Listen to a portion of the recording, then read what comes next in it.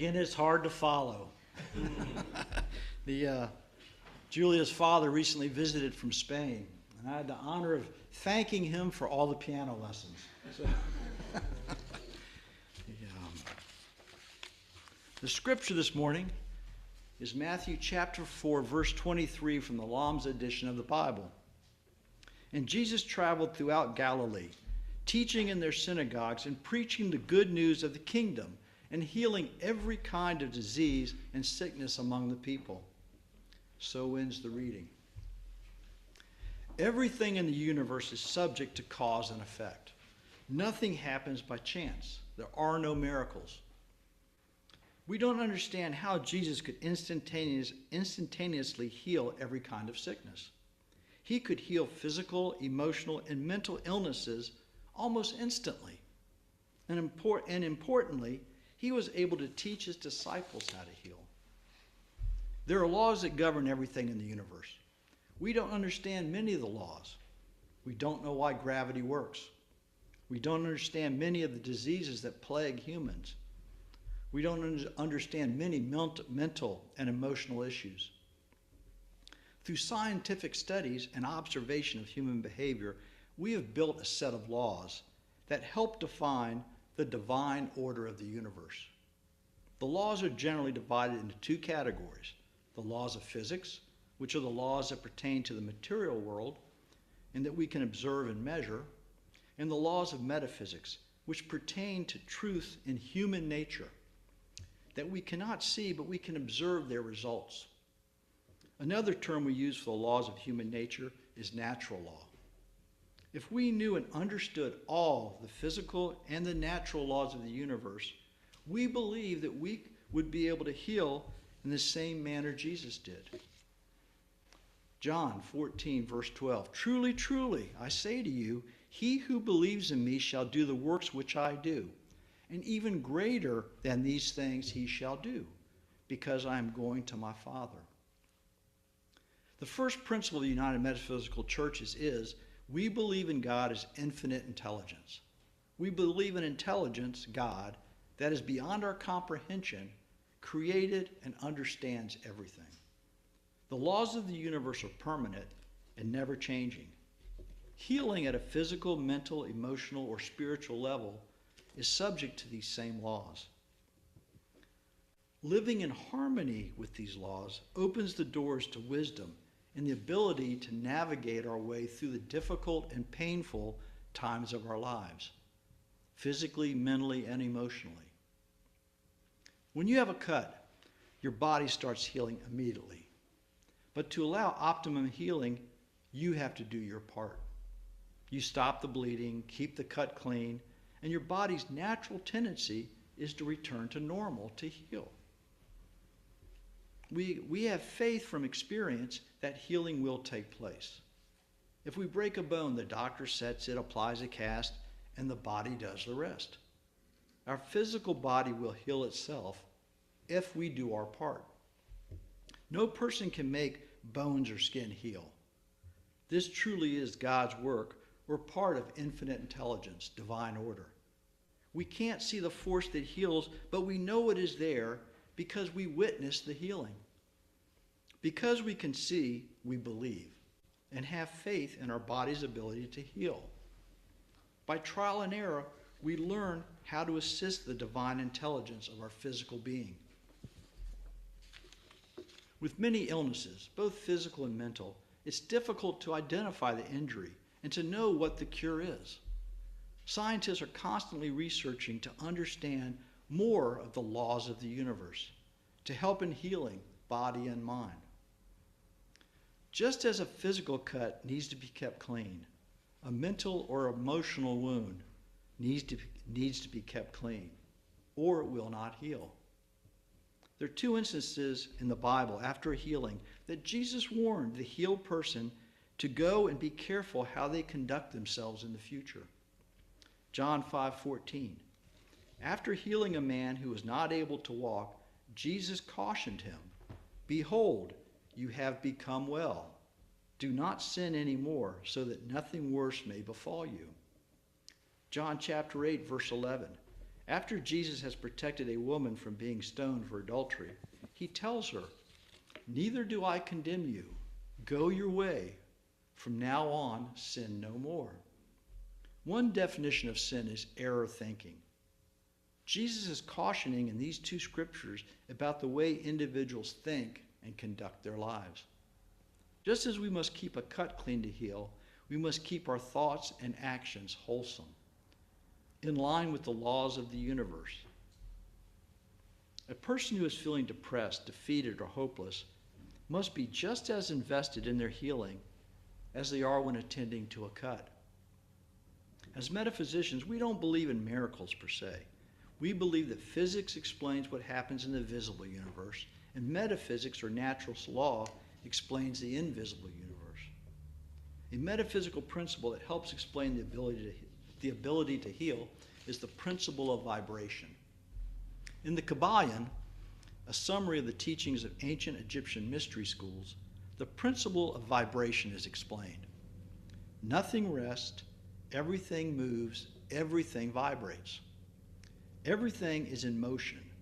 This principle explains that the differences between the manifestations of matter, energy, mind, and even spirit result largely from varying rates of vibration.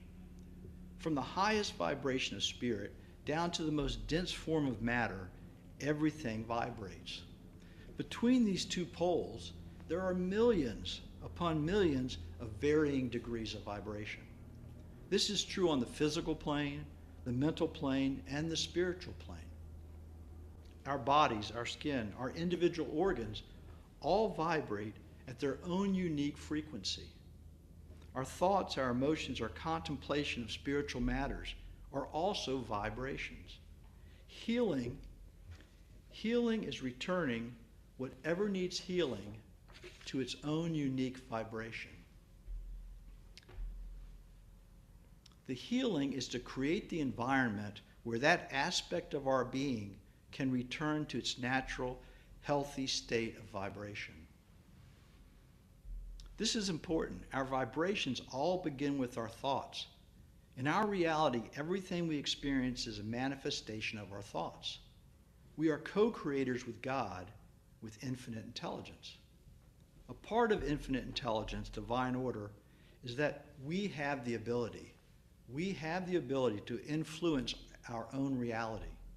Our thoughts, words, and actions, combined with the physical and metaphysical laws of the universe, create our reality. Writing this sermon, you're thinking, how could Jesus just heal?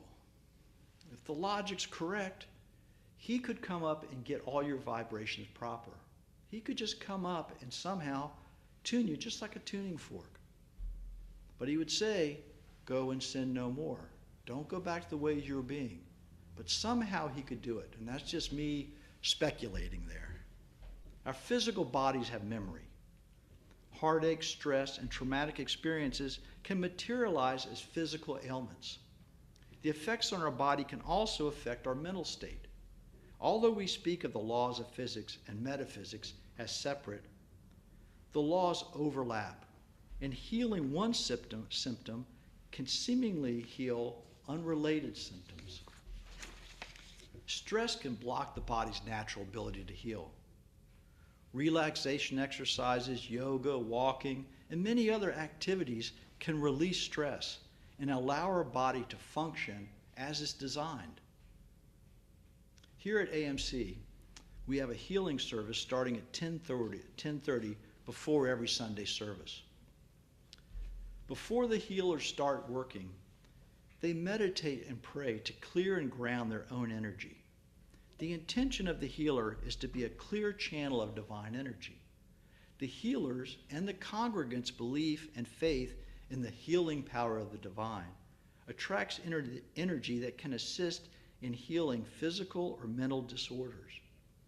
Just as our body can heal from a cut if we do what we need to do, our mental issues can be healed if we can do what we can do to help. Our thoughts can create productive and or non-productive vibrations that affect us mentally and physically. In a healing session, we are visualizing ourselves as healthy, clear, open channels, welcoming healing divine energy. Matthew 18, verses 20, explains the value of having multiple persons participating in the healings. Jesus said, "For where there are 2 or 3 have gathered together in my name, there I am in their midst." Worshiping, praying, or meditating in a group raises each person's ability to access various states of consciousness. The energy in a group is cumulative. Just as musical tuning forks will begin vibrating together, individuals in a group will affect each other's level of vibration. I don't know if sometimes you feel different when you come in the chapel, when there's people here and we're praying together. It's just a different energy we create. A few years ago, I was doing a phone consultation with an individual. We did a long body relaxation exercise. After the meditation, the person said he felt like his left foot totally relaxed and just melted into the floor. He had no idea he was holding stress in his foot. Our meditation, directing each part of the body to relax, released stress and allowed his foot just to find its natural balanced state. But for him, from being stressed, it just felt like it was totally relaxed, and it was really just going to its natural state. His experiencing that he could assist, allow healing, resulted in specific improvements in chronic headaches and other issues that affected his ability to drive. His physical and mental health materially improved by directing his attention to allowing his body to relax, allowing his body to find its natural state. When we have a physical cut, our thoughts immediately begin to process the healing. We know what to do. We continue to monitor the treatment of the cut until it is fully healed. Some of the elements in our thought process when we're doing this: 1, the acknowledgement of the wound and the desire to be healed. 2, the knowledge of what to do. 3, the willpower to do what needs to be done and continue the care until the process is complete. And 4, faith. Faith that with your effort, your body's natural ability will heal the wound. We've all seen it enough, we know. And you go out and cut yourself and you keep playing and it gets all dirty, and we know what happens. The desire to be healed and your ability to identify the state physically or mentally that you desire begins to attract the needed energy. When you see a cut on your hand, you know you want to see the skin perfect and healthy, just like the rest of your skin. With mental and emotional issues, the same principles apply. We direct our thoughts to the way we want to feel and act. You might want to start each day with the intention to be calm, kind, patient, and loving. Whatever frame of mind you desire, set your intention each day and observe how you're feeling during the day. Observe when your attention wanders off from your desired state of mind. The importance of a positive mental attitude is exemplified by the placebo effect. Some patients given sugar pills believing they are receiving medication experience positive results. Our expectation of healing, our positive mindset, is crucial in that physical and mental healing. We learn throughout our lives what actions help us to recover when we are sick or hurt. We learn by trial and error. By observing the effects of our actions, we can learn the behaviors that allow us to live a healthy and joyful life. If we don't know what healing action we should use, ask someone you can trust. Research. Figure out another way to think, a way to act. If something's not working, it's because the natural laws are being violated. We are co-creators with God. The laws of the universe are constant, but it is up to us to learn them and to do what is needed. We've heard the old saying, God helps those who help themselves. There are times we need to set aside other matters in our lives and prioritize taking care of ourselves.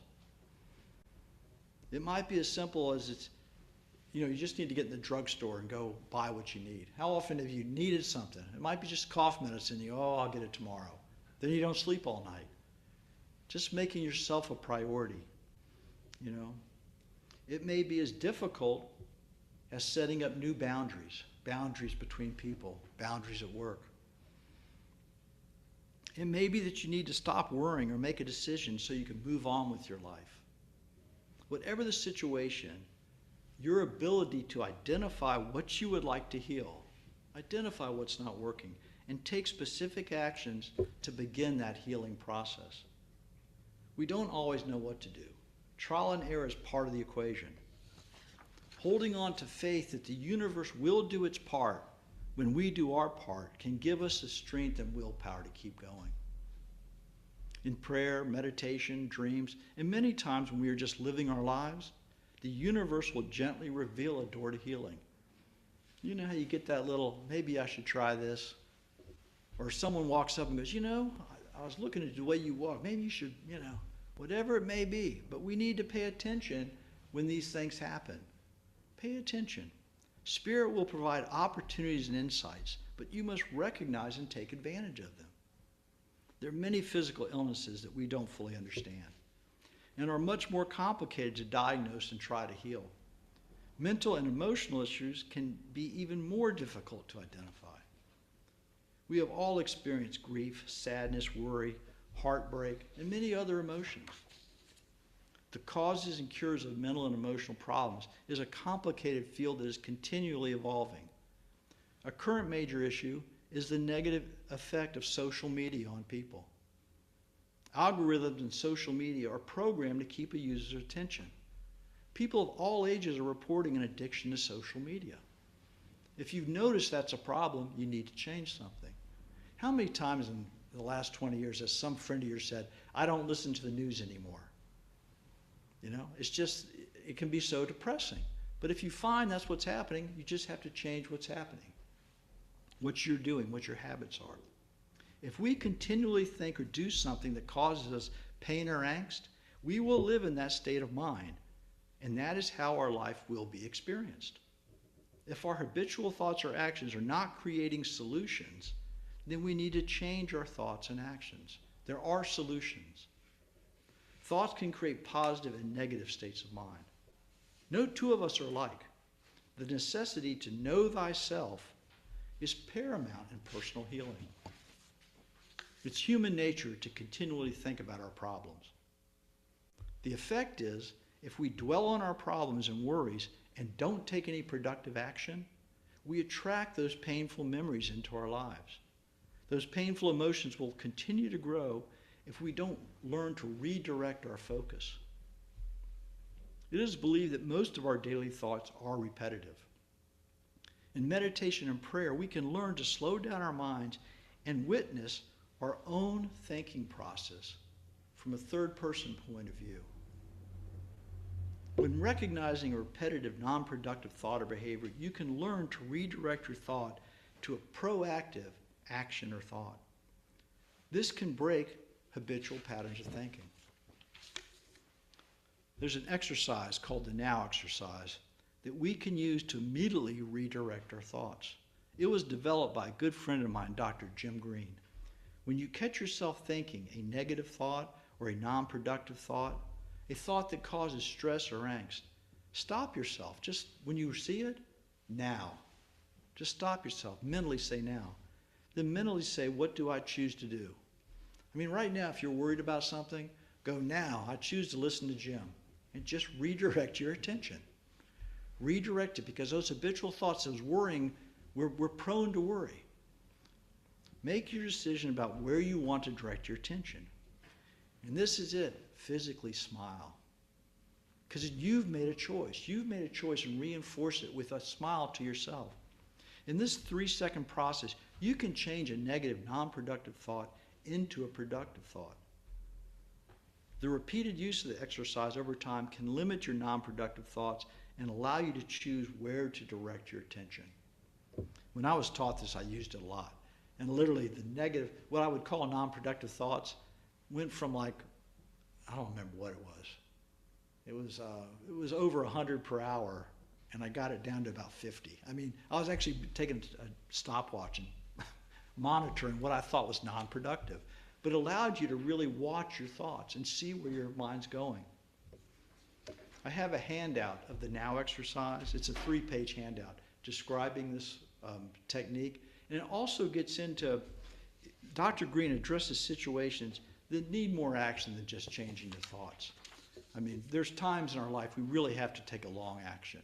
And he's saying with those ones, he gives you systematic ways to document them, write them down, so when you go back and address those issues again, you've already got it started. And once you've got it on paper and you're starting about it, you don't have to worry so much. If I know I need to go talk to the doctor, well, I'm going to make an appointment. And then I write it all down. I say, I don't have to worry about this till after the appointment, whatever it may be. Our physical and our mental health dovetail together. If we don't get enough sleep, exercise, or eat well, our energy level and our mental state suffers. We've all known this. At the same time, too much stress can cause heart, blood pressure, and many other physical problems. Our body is our temple. It will tell us if things aren't going right. Holistic approaches to healthcare are becoming more popular all the time. The medical profession knows that human interaction and physical touch can aid greatly in the healing process. Each of us has the power to change how we view and live our lives. Each of us is unique and must know ourselves in order to work on the parts of our lives that we want to improve. If you want to change how you feel about yourself, how you feel about your spouse, your job, your faith, or any issue in your life, you need to change your thoughts. Direct your attention to the way you want to think and feel. Act on your intuition. You are a co-creator with the divine, and you can create your desired reality. I'm going to end with Matthew chapter 7, verse 7. Ask, and it shall be given to you. Seek, and you shall find. Knock, and it shall be opened to you. For whoever asks receives, and he who seeks finds, and to him who knocks the door is opened. Blessings.